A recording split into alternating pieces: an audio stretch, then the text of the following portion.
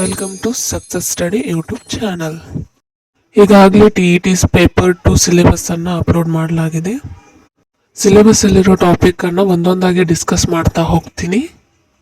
ಮೊದಲನೇದಾಗಿ ಇವತ್ತು ಬೆಳಕು ಎಂಬ ಪಾಠವನ್ನು ಡಿಸ್ಕಸ್ ಮಾಡ್ತೀನಿ.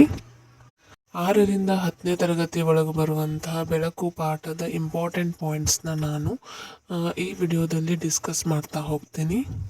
ಬನ್ನಿ ಫ್ರೆಂಡ್ಸ್, ಸ್ಟಾರ್ಟ್ ಮಾಡೋಣ. ಮೊದಲನೇದಾಗಿ 6ನೇ ತರಗತಿಯಲ್ಲಿ ಬರುವಂತ ಪಾಯಿಂಟ್ಸ್ ಅನ್ನ ನೋಡ್ತಾ ಹೋಗೋಣ. ಬೆಳಕು ಅನ್ನೋದು ಒಂದು ಶಕ್ತಿಯ ಆಕಾರ.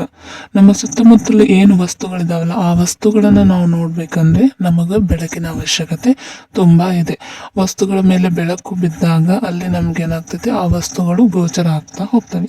ಮೊದಲನೇ ಪಾಯಿಂಟ್ ನೋಡೋದಾದ್ರೆ ಸ್ವಯಂ ಪ್ರಕಾಶವುಳ್ಳ ವಸ್ತುಗಳು. ಸ್ವಯಂ ಪ್ರಕಾಶವುಳ್ಳ ವಸ್ತುಗಳು ಹೆಸರೇ ಹೇಳುತ್ತೆ ಸ್ವಯಂ. ಸ್ವಯಂ ಅಂದ್ರೆ ಸ್ವಂತ ಅಂತ ಅರ್ಥ. ಅಂದ್ರೆ ಯಾವ ವಸ್ತುಗಳು ಸ್ವಂತ ಬೆಳಕನ್ನು ಹೊಂದಿರ್ತಾವಲ್ಲ ಅಂತಹ ವಸ್ತುಗಳಿಗೆ ನಾವು ಸ್ವಯಂ ಪ್ರಕಾಶವುಳ್ಳ ವಸ್ತುಗಳಂತ ಹೇಳಿ ಕರಿತೀವಿ. ಸ್ವಂತ ಬೆಳಕನ್ನು ಹೊಮ್ಮಿಸುವ ಸೂರ್ಯನಂತ ವಸ್ತುಗಳಿಗೆ ಸ್ವಯಂ ಪ್ರಕಾಶವುಳ್ಳ ವಸ್ತುಗಳು, ಇಂಗ್ಲಿಷಲ್ಲಿ ಲುಮಿನಸ್ ಅಂತ ಹೇಳಿ ಕರಿತೀವಿ. ಉದಾಹರಣೆ ಸೂರ್ಯ, ಟಾರ್ಚ್, ವಿದ್ಯುತ್ ಬೆಳಕು, ಬೆಂಕಿ, ಮೇಣದ ಬತ್ತಿ, ಇವೆಲ್ಲ ಸ್ವಯಂ ಪ್ರಕಾಶವುಳ್ಳ ವಸ್ತುಗಳು. ಇನ್ನೊಂದು ಪಾಯಿಂಟ್ ಬರುತ್ತೆ ಪ್ರತಿದೀಪ್ತ ವಸ್ತುಗಳು. ಬೇರೆ ವಸ್ತುಗಳ ಬೆಳಕಿನಿಂದ ಹೊಳೆಯುವ ವಸ್ತುಗಳನ್ನು ನಾವು ಪ್ರತಿದೀಪ್ತ ವಸ್ತುಗಳಂತ ಹೇಳಿ ಕರಿತೀವಿ. ಎಕ್ಸಾಂಪಲ್, ಚಂದ್ರವನ್ನ ನಾವು ನೋಡಬಹುದು. ಸೂರ್ಯನಿಂದ ಬಂದ ಬೆಳಕು ಚಂದ್ರನ ಮೇಲೆ ಬಿದ್ದಾಗ ಆ ಬೆಳಕಿನ ಸಹಾಯದಿಂದ ಚಂದ್ರ ಗೋಚರನಾಗ್ತಾನೆ ಅನ್ನೋದು ಪ್ರತಿದೀಪ್ತ ವಸ್ತುಗಳಿಗೆ ಒಂದು ಉದಾಹರಣೆಯಾಗಿದೆ. ಇನ್ನು ನೆಕ್ಸ್ಟ್ ಅಪಾರದರ್ಶಕ. ಅಪಾರದರ್ಶಕ ಅಂದರೆ ಯಾವುದಾದರೂ ವಸ್ತುವಿನ ಮೂಲಕ ನೋಡಲು ಸಾಧ್ಯವೇ ಆಗದಿದ್ದರೆ ಅದನ್ನು ನಾವು ಅಪಾರದರ್ಶಕ ವಸ್ತುಗಳಂತ ಹೇಳಿ ಕರಿತೀವಿ. ಉದಾಹರಣೆ ಗೋಡೆ, ಪುಸ್ತಕ, ಪೆನ್ನು, ನೋಟ್ ಪುಸ್ತಕ, ಪೆನ್ಸಿಲ್, ರಬ್ಬರ್. ಇದ್ರ ಮುಖಾಂತರ ನಾವು ನೋಡ್ತಾ ಹೋದ್ರೆ ನಮ್ಗಲ್ಲಿ ಯಾವುದೇ ವಸ್ತುಗಳು ಕಾಣಿಸೋದಿಲ್ಲ. ಇನ್ನು ಪಾರದರ್ಶಕ ವಸ್ತು ಯಾವುದಾದರೂ ವಸ್ತುವಿನ ಮೂಲಕ ನಿಮಗೆ ಸ್ಪಷ್ಟವಾಗಿ ನೋಡಲು ಸಾಧ್ಯವಾದರೆ ಅದು ತನ್ನ ಮೂಲಕ ಬೆಳಕನ್ನು ಹರಿಯಲು ಬಿಡುತ್ತದೆ. ಅಂದ್ರೆ ಉದಾಹರಣೆ ಗಾಜು, ನೀರು, ಗಾಳಿ. ಯಾವ ವಸ್ತು ತನ್ನ ಮೂಲಕ ಬೆಳಕನ್ನು ಹರಿಯಲು ಬಿಡುತ್ತಾವಲ್ಲ ಅಂತದಕ್ಕನ್ನು ನಾವು ಪಾರದರ್ಶಕ ಅಂತ ಹೇಳಿ ಕರಿತೀವಿ. ಇನ್ನು ಅರೆ ಪಾರದರ್ಶಕ, ತುಂಬಾ ಸ್ಪಷ್ಟವಾಗಿ ಅಲ್ಲದಿದ್ರೂ ಕೂಡ ಕೆಲವು ವಸ್ತುಗಳ ಮೂಲಕ ನಾವು ನೋಡಬಹುದು. ಇದನ್ನು ನಾವು ಅರೆ ಪಾರದರ್ಶಕ ಅಂತ ಹೇಳಿ ಕರಿತೀವಿ. ಇನ್ನು ನೆಕ್ಸ್ಟ್, ಬೆಳಕು ಯಾವಾಗಲೂ ಏನಾಗಿರುತ್ತೆ, ಸರಳ ರೇಖೆಯಲ್ಲಿ ಚಲಿಸುತ್ತದೆ. ಇದು 6ನೇ ತರಗತಿಯಲ್ಲಿದ್ದಂಥ ಇಂಪಾರ್ಟೆಂಟ್ ಪಾಯಿಂಟ್ಸ್. ಇನ್ನು 7ನೇ ತರಗತಿಯಲ್ಲಿ ನೋಡೋದಾದ್ರೆ ಬೆಳಕಿನ ಪ್ರತಿಫಲನ, ರಿಫ್ಲೆಕ್ಷನ್ ಆಫ್ ಲೈಟ್. ದರ್ಪಣದಿಂದ ಆಗುವ ಬೆಳಕಿನ ದಿಕ್ಕಿನ ಬದಲಾವಣೆಯನ್ನು ಬೆಳಕಿನ ಪ್ರತಿಫಲನ ಎನ್ನುವರು. ಗೋಲೀಯ ದರ್ಪಣ. ಗೋಲೀಯ ದರ್ಪಣವನ್ನು ನಾವು ಇಂಗ್ಲಿಷಲ್ಲಿ ಸ್ಪೆರಿಕಲ್ ಮಿರರ್ ಅಂತ ಕರಿತೀವಿ. ವಕ್ರವಾದ ದರ್ಪಣ ಅಂತ ಹೇಳಿ ಕೂಡ ನಾವು ಇದಕ್ಕೆ ಕರಿತೀವಿ. ಗೋಲೀಯ ದರ್ಪಣದಲ್ಲಿ ನಾವು 2 ವಿಧಗಳನ್ನ ನೋಡ್ತೀವಿ. ಒಂದು ನಿಮ್ನ ದರ್ಪಣ, ಇನ್ನೊಂದು ಪೀನ ದರ್ಪಣ. ನಿಮ್ನ ದರ್ಪಣ ಅಂದ್ರೆ ಕಾನ್ಕೇವ್ ಮಿರರ್, ಪೀನ ದರ್ಪಣ ಅಂದ್ರೆ ಕಾನ್ವೆಕ್ಸ್ ಮಿರರ್. ನಿಮ್ನ ದರ್ಪಣ ಅಂದ್ರೆ ಗೋಲೀಯ ದರ್ಪಣದ ಪ್ರತಿಫಲಿಸುವ ಮೇಲ್ಮೈ ನಿಮ್ನವಾಗಿದ್ದರೆ, ಅಂದ್ರೆ ಇದು ಪ್ರತಿಫಲಿಸುವ ಮೇಲ್ಮೈ ಏನಾದ್ರೂ ಒಳಗೆ ಬಾಗಿದ್ದರೆ ಅದನ್ನ ನಾವು ನಿಮ್ನ ದರ್ಪಣ ಅಂತ ಹೇಳಿ ಕರಿತೀವಿ. ಇಲ್ಲಿ ನೀವು ಚಿತ್ರವನ್ನು ಕೂಡ ನೀವು ನೋಡಬಹುದು. ಇನ್ನು ಪೀನ ದರ್ಪಣ, ಪ್ರತಿಫಲಿಸುವ ಮೇಲ್ಮೈ ಪೀನವಾಗಿದ್ದರೆ ಅಂದರೆ ಹೊರಬಾಗಿದ್ದರೆ ಅದನ್ನು ನಾವು ಪೀನ ದರ್ಪಣ ಅಂತ ಹೇಳಿ ಕರಿತೀವಿ. ಇಲ್ಲಿ ನೀವು ಚಿತ್ರಗಳನ್ನು ಕೂಡ ನೋಡಬಹುದು, ನಿಮ್ನ ದರ್ಪಣ ಮತ್ತು ಪೀನ ದರ್ಪಣ. ನಿಮ್ನ ದರ್ಪಣದಲ್ಲಿ ಬೆಳಕಿನ ಕಿರಣಗಳು ಕೇಂದ್ರೀಕರಿಸುತ್ತವೆ, ಅದೇ ಪೀನ ದರ್ಪಣದಲ್ಲಿ ಬೆಳಕಿನ ಕಿರಣಗಳು ವಿಕೇಂದ್ರೀಕರಿಸುತ್ತವೆ. ನಿಮ್ನ ದರ್ಪಣದ ಉಪಯೋಗಗಳು, ಇದನ್ನು ಎಲ್ಲೆಲ್ಲಿ ಉಪಯೋಗಿಸ್ತಾರೆ ಅಂದ್ರೆ ಕಣ್ಣು, ಕಿವಿ, ಮೂಗು ಮತ್ತು ಗಂಟಲನ್ನು ಪರೀಕ್ಷಿಸಲು ಉಪಯೋಗಿಸ್ತಾರೆ. ದಂತ ವೈದ್ಯರು ಹಲ್ಲಿನ ದೊಡ್ಡದಾದ ಪ್ರತಿಬಿಂಬ ಪಡೆಯಲು ನಿಮ್ನ ದರ್ಪಣವನ್ನ ಉಪಯೋಗಿಸ್ತಾರೆ. ನೆಕ್ಸ್ಟ್, ಟಾರ್ಚ್ಗಳ ಪ್ರತಿಫಲಕಗಳು, ಕಾರು ಮತ್ತು ಸ್ಕೂಟರ್ಗಳ ಮುಂಭಾಗದ ದೀಪಗಳಲ್ಲಿ ನಾವು ನಿಮ್ನ ದರ್ಪಣವನ್ನ ನೋಡ್ತೀವಿ. ಇನ್ನು ಪೀನ ದರ್ಪಣ ಎಲ್ಲಿ ಉಪಯೋಗಿಸ್ತಾರೆ ಅಂದ್ರೆ ವಾಹನಗಳ ಪಾರ್ಶ್ವ ದರ್ಪಣಗಳಲ್ಲಿ, ಅಂದ್ರೆ ಚಾಲಕರಿಗೆ ತಮ್ಮ ಹಿಂಬದಿಯ ವಾಹನದ ದಟ್ಟಣೆ ತಿಳಿಯಲು ಇದನ್ನೇನ್ ಮಾಡ್ತಾರ, ವಾಹನಗಳ ಪಾರ್ಶ್ವ ದರ್ಪಣಗಳಲ್ಲಿ ಇದನ್ನ ಉಪಯೋಗಿಸುತ್ತಾರೆ. ಒಂದಿಷ್ಟು ಉದಾಹರಣೆ ನಿಮ್ NCERT ಬುಕ್ ಅಲ್ಲಿ ಕೊಟ್ಟಂತ ಒಂದಿಷ್ಟು ಉದಾಹರಣೆಯನ್ನು ನಾನಿಲ್ಲೇ ಮೆನ್ಷನ್ ಮಾಡಿದ್ದೀನಿ. ಸ್ಟೀಲ್ ಚಮಚ ನೋಡಿದಾಗ ನಾವು ಚಮಚದ ಒಳ ಮೇಲ್ಮೈ ನಿಮ್ನ ದರ್ಪಣದಂತೆ ಹಾಗೂ ಹೊರ ಮೇಲ್ಮೈ ಪೀನ ದರ್ಪಣದಂತೆ ವರ್ತಿಸುತ್ತದೆ. ನಾವು ಈಗ ಒಂದು ಸ್ಟೀಲ್ ಚಮಚನ ತಗೊಂಡು ನೋಡಿದ್ರೆ ಅದರಲ್ಲಿ ಒಳ ಮೇಲ್ಮೈ ಏನಿದೆ ಅಲ್ಲ ಅದು ನಿಮ್ನ ದರ್ಪಣದಂತೆ ವರ್ತಿಸ್ತಿದೆ. ಅದ ಹೊರ ಮೇಲ್ಮೈಯಲ್ಲಿ ನಾವು ಪೀನ ದರ್ಪಣದಂತೆ ವರ್ತಿಸೋದನ್ನು ನಾವು ಕಾಣಬಹುದು. ಈಗ ಚಮಚದ ಹಿಂಭಾಗದಲ್ಲಿ ಏನ್ ಮೂಡಿರ್ತದಲ್ಲ ಆ ಪ್ರತಿಬಿಂಬ ನೇರವಾದ ಮತ್ತು ಗಾತ್ರದಲ್ಲಿ ಚಿಕ್ಕದಾದ ಪ್ರತಿಬಿಂಬವನ್ನು ಕಾಣಿಸುತ್ತದೆ. ಚಮಚದ ಒಳಭಾಗದಲ್ಲಿ ಪ್ರತಿಬಿಂಬ ನೇರವಾಗಿ ದೊಡ್ಡದಾಗಿ ಕಾಣಿಸುತ್ತದೆ. ವಸ್ತುಗಳು ಚಮಚದಿಂದ ದೂರ ಸರಿದಂತೆ ಏನಾಗ್ತೈತೆ ತಲೆ ಕೆಳಗಾದ ಪ್ರತಿಬಿಂಬವನ್ನು ಕಾಣಬಹುದು. ಇನ್ನು ಎರಡನೇ ಉದಾಹರಣೆ, ಬೈಸಿಕಲ್ನ ಹೊಳೆಯುವ ಬೆಲ್ನ ಪ್ರತಿಬಿಂಬ. ಬೈಸಿಕಲ್ ನಲ್ಲಿ ಏನು ನಾವು ಪ್ರತಿಬಿಂಬ ಕಾಣಿಸ್ತೇವಲ್ಲ ಆ ಪ್ರತಿಬಿಂಬ ನೇರ ಮತ್ತು ಗಾತ್ರದಲ್ಲಿ ಚಿಕ್ಕದಾಗಿರುತ್ತದೆ. ಬೆಲ್ನ ಪ್ರತಿಫಲಿಸುವ ಮೇಲ್ಮೈ ಇಲ್ಲಿ ಏನಾಗಿದೆ ಪೀನು ದರ್ಪಣವಾಗಿದೆ. ಇನ್ನು ಇನ್ನೊಂದು ಪಾಯಿಂಟ್ ಬರುತ್ತೆ, ಸತ್ಯ ಪ್ರತಿಬಿಂಬ ಮಿಥ್ಯ ಪ್ರತಿಬಿಂಬ ಅನ್ನೋ ಪಾಯಿಂಟ್ಸ್ ನಾವು ನೋಡ್ತಾ ಹೋಗ್ತೀವಿ. ಸತ್ಯ ಪ್ರತಿಬಿಂಬ ರಿಯಲ್ ಇಮೇಜ್ ಅಂದ್ರೆ ಯಾವ ಪ್ರತಿಬಿಂಬವನ್ನು ನಾವು ಪರದೆಯ ಮೇಲೆ ಉಂಟಾಗುತ್ತದೆ ಅಲ್ಲೋ ಅಥವಾ ಪರದೆಯ ಮೇಲೆ ಹಿಡಿಯಬಹುದಲ್ಲವೋ ಅಂತ ಪ್ರತಿಬಿಂಬವನ್ನು ನಾವು ಸತ್ಯ ಪ್ರತಿಬಿಂಬ ಅಂತ ಕರಿತೀವಿ. ಮಿಥ್ಯ ಪ್ರತಿಬಿಂಬ ಅಥವಾ ವರ್ಚುವಲ್ ಇಮೇಜ್ ಅಂದ್ರೆ ಸಮತಲ ದರ್ಪಣದಿಂದ ಉಂಟಾಗುವ ಪ್ರತಿಬಿಂಬವನ್ನು ಪರದೆಯ ಮೇಲೆ ಪಡೆಯಲು ಸಾಧ್ಯವಾಗುವುದಿಲ್ಲ ಅಲ್ಲ ಅಂತಹ ಪ್ರತಿಬಿಂಬವನ್ನು ನಾವು ಮಿಥ್ಯ ಪ್ರತಿಬಿಂಬ ಅಂತ ಹೇಳಿ ಕರಿತೀವಿ. ಇದಿಷ್ಟು ದರ್ಪಣಗಳಾಯಿತು. ಇನ್ನು ಮಸೂರಗಳಂದ್ರೆ ಪಾರದರ್ಶಕವಾಗಿದ್ದು ಇದು ಬೆಳಕನ್ನು ಹಾದು ಹೋಗಲು ಬಿಡುತ್ತದೆ. ವರ್ಧಕ ಮಸೂರ ಅಂತ ಕರಿತೀವಿ. ಮ್ಯಾಗ್ನಿಫೈಯಿಂಗ್ ಲೆನ್ಸ್ ಅಂತ ಕರಿತೀವಿ. ಚಿಕ್ಕ ಚಿಕ್ಕ ಅಕ್ಷರಗಳನ್ನು ಓದಲು ನಾವು ಇದನ್ನು ಉಪಯೋಗಿಸ್ತೀವಿ.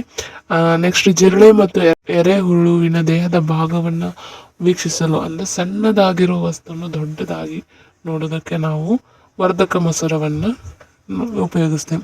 ಇನ್ನು ಮಸೂರಗಳಲ್ಲಿ ಮೇನ್ ಆಗಿ ಎರಡು ಭಾಗಗಳಾಗದಾವು. ಒಂದು ಪೀನ ಮಸೂರ, ಇನ್ನೊಂದು ನಿಮ್ನ ಮಸೂರ.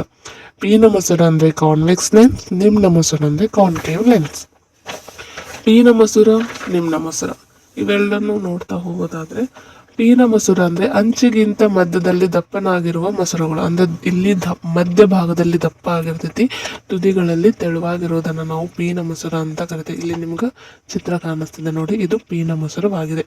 ನಿಮ್ನ ಮಸೂರದಲ್ಲಿ ಮಧ್ಯದಲ್ಲಿ ತೆಳುವಾಗಿದ್ದು ಅಂಚಿನಲ್ಲಿ ದಪ್ಪನಾಗಿರುವ ಮಸೂರಗಳು. ಇಲ್ಲಿ ಮಧ್ಯ ಭಾಗದಲ್ಲಿ ತೆಳುವಾಗಿರ್ತೈತಿ, ಆದ್ರೆ ಅಂಚನ್ನೋದೇನಾಗಿರ್ತೈತಿ ದಪ್ಪವಾಗಿರ್ತೈತಿ, ನಿಮ್ನ ಮಸೂರ ಅಂತ ಕರಿತೀವಿ.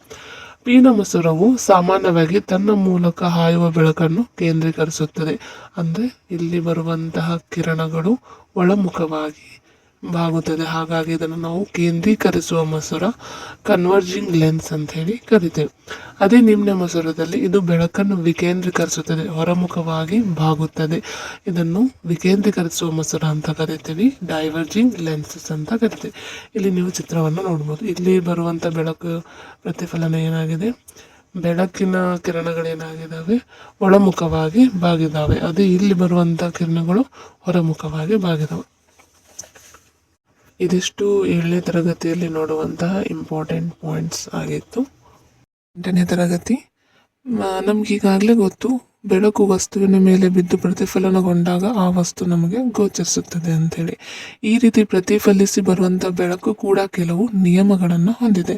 ಅದನ್ನು ನಾವು ಪ್ರತಿಫಲನದ ನಿಯಮಗಳಂತೇಳಿ ಕರಿತೀವಿ.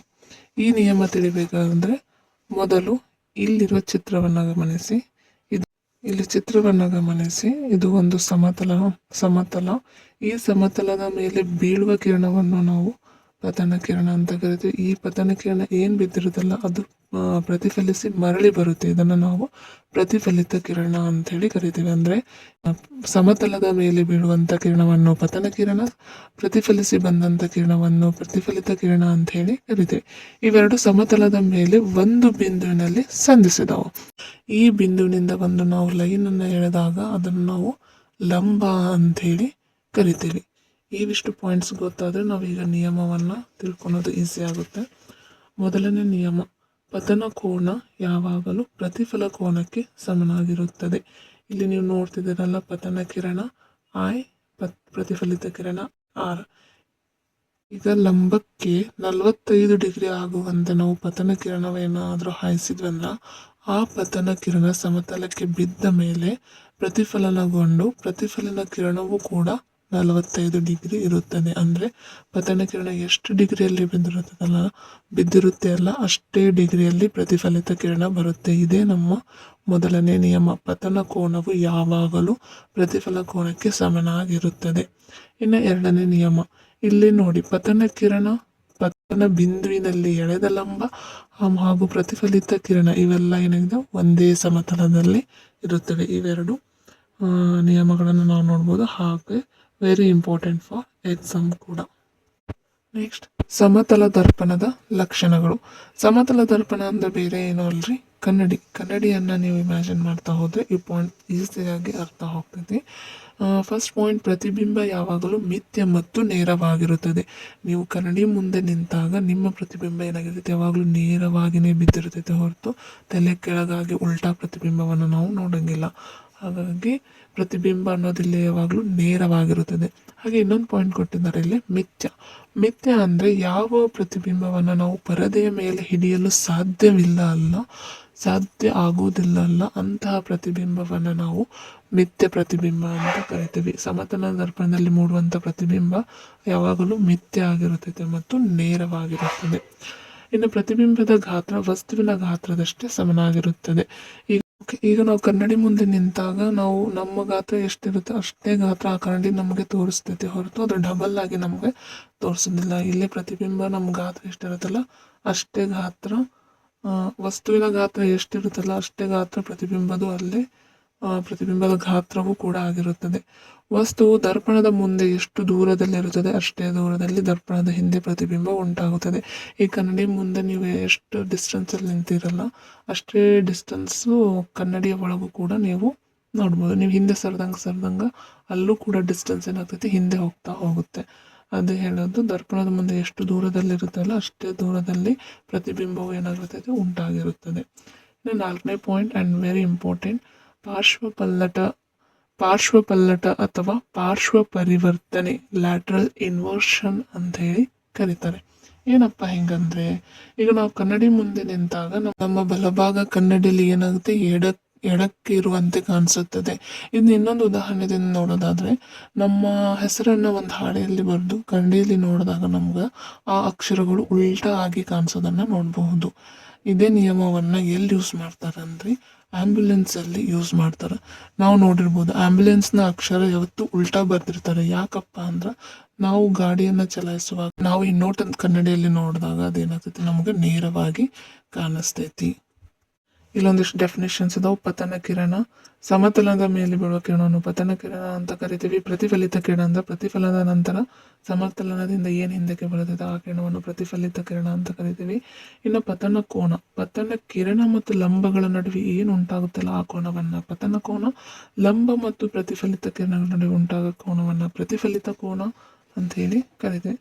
ಇನ್ನು ಚದುರಿದ ಅಥವಾ ಅನಿಯತ ಪ್ರತಿಫಲನ, ಇದಕ್ಕೆ ಒಂದು ಎಕ್ಸಾಂಪಲ್ ಕೊಡ್ತೀನಿ ನೋಡ್ರಿ. ಬೆಳಕು ಯಾವ ಮೇಲ್ಮೈ ಬೀಳುತ್ತೆ ಅನ್ನೋದ್ರ ಮೇಲೆ ಈ ಚದುರಿದ ಮತ್ತು ನಿಯತ ಪ್ರತಿಫಲನ ಡಿಪೆಂಡ್ ಆಗಿರ್ತೈತ್ರಿ. ಈಗ ಹೊಸ ತಟ್ಟೆಯನ್ನು ತಗೊಂಬಂದಾಗ ಹೊಸ ತಟ್ಟೆಯಲ್ಲಿ ನಮ್ಮ ಮುಖ ನೋಡಿದಾಗ ಏನಾಗಿರ್ತೈತಿ, ಪ್ರತಿಬಿಂಬ ನಾವು ಈಸಿಯಾಗಿ ಕಾಣ್ಬೋದು. ಅದೇ ಸ್ವಲ್ಪ ವರ್ಷಗಳು ಕಳೆದ ಮೇಲೆ ಅದೇ ತಟ್ಟೆಯಲ್ಲಿ ನಮ್ಮ ಮುಖ ನೋಡಿದಾಗ ಅಲ್ಲಿ ಕ್ಲಿಯರ್ ಆದ ಪ್ರತಿಬಿಂಬ ನಮಗೆ ಸಿಗೋದಿಲ್ಲ. ಯಾಕಂದರೆ ಅಲ್ಲಿ ಏನಾಗಿರ್ತೈತೆ ಅದರ ಮೇಲ್ಮೈ ಒರಟಾಗಿ ಹೋಗಿರುತ್ತದೆ. ಅದೇ ಪಾಯಿಂಟನ್ನು ಇದು ಎಕ್ಸ್ಪ್ಲೇನ್ ಮಾಡುತ್ತೆ. ಮೇಲ್ಮೈ ಏನಾದರೂ ಒರಟಾಗಿದ್ದರೆ ಅಲ್ಲಿನ ಪ್ರತಿಫಲನವನ್ನು ನಾವು ಚದುರಿದ ಅಥವಾ ಅನಿಯತ ಪ್ರತಿಫಲನ ಅಂತ ಹೇಳಿ ಕರಿತೀವಿ.